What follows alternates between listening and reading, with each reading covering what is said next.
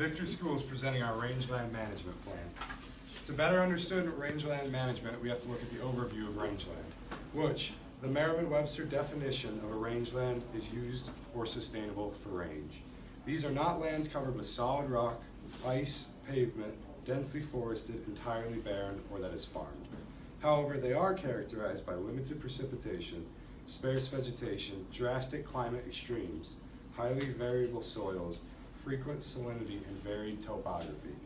This type of land usually cannot sustain farming because of shallow soils, rugged terrain, and low precipitation.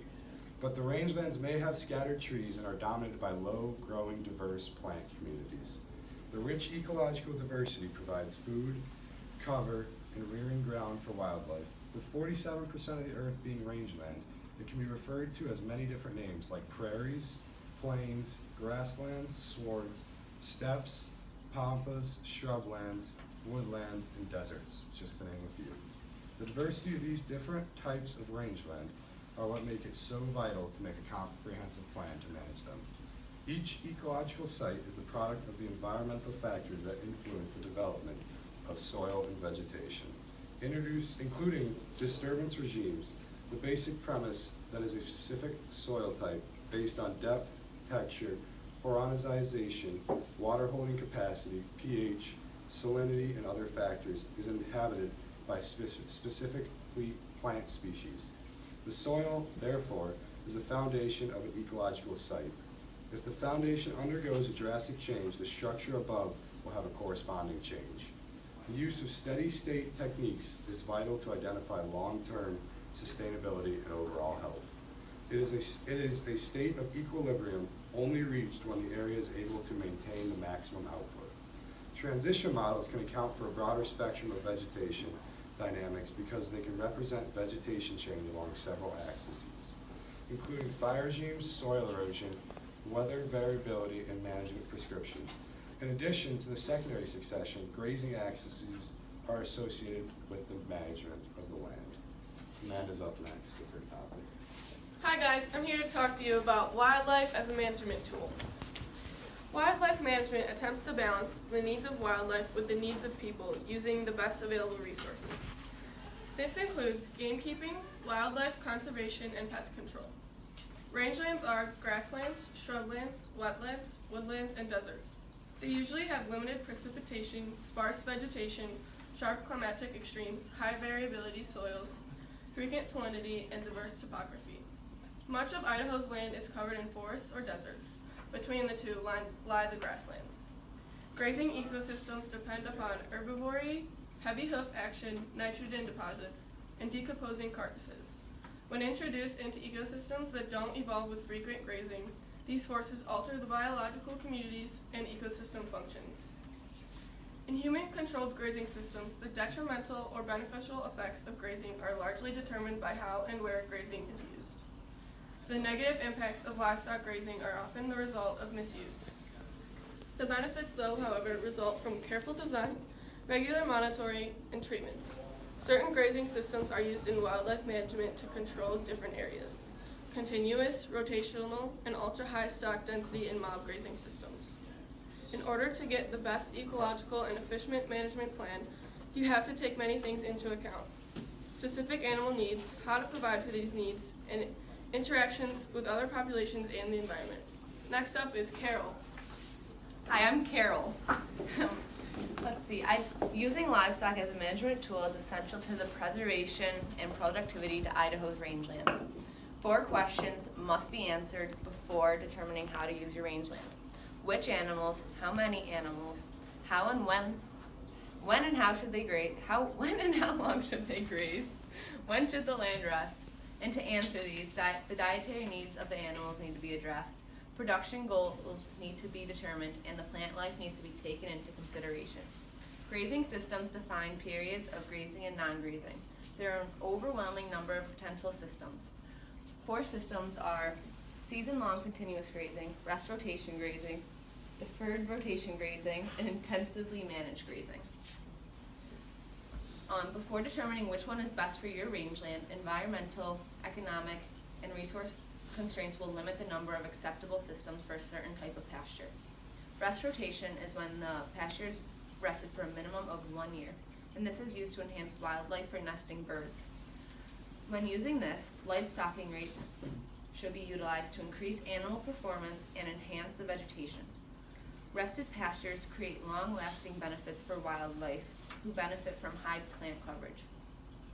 Deferred rotation includes 4 to 8 pastures with 1 grazing period per season with moderate stocking rates.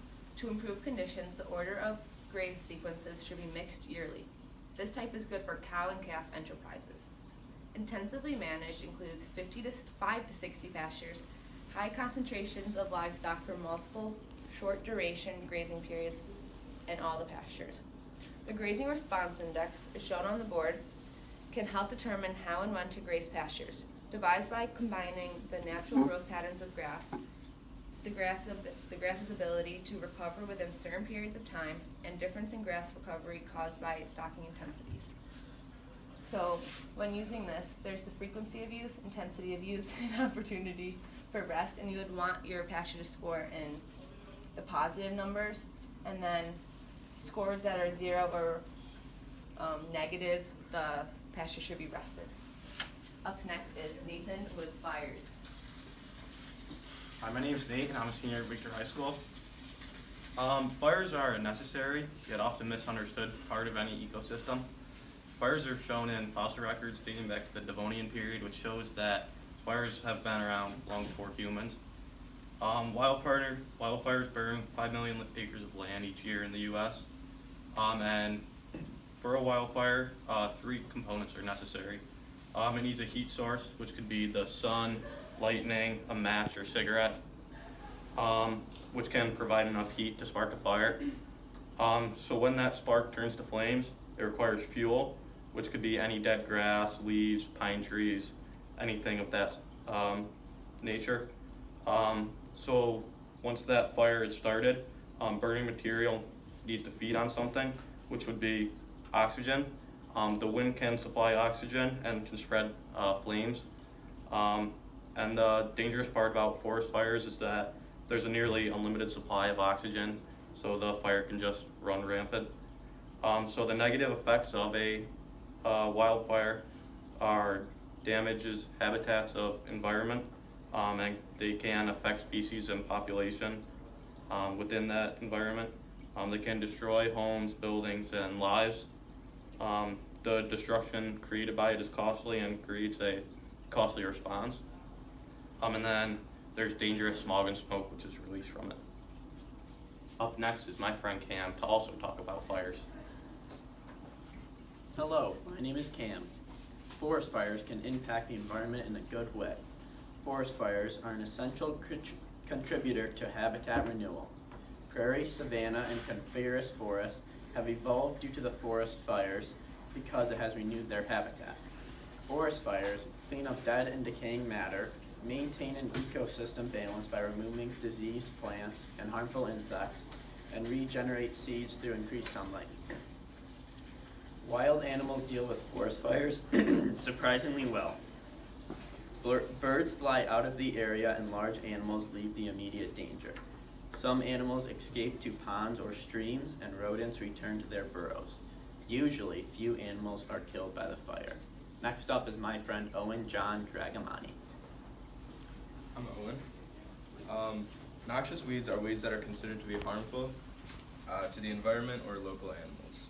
They are the largest disruption of ecosystem and are usually spread by seeding. This spread can happen very quickly through animals, wind, and water. They are also can be introduced through planting contaminated crop seeds. A few types of noxious weeds are cheatgrass, small-flowered alyssum, and field pennycress. A few noxious weeds that are also local to Idaho are black henbane, Bohemian knotweed, and buffalo burr. You can control them by keeping them from going to seed, pulling them early so they're not able to flower and produce seeds, planting grass seed or wildflower seed to cover the bare ground, and using herbicides to destroy them. So I'll wrap that up then. We'd like to thank you for watching our video and listening to our management plan. Hopefully you'll consider us as a viable option. Thank you. Thank you.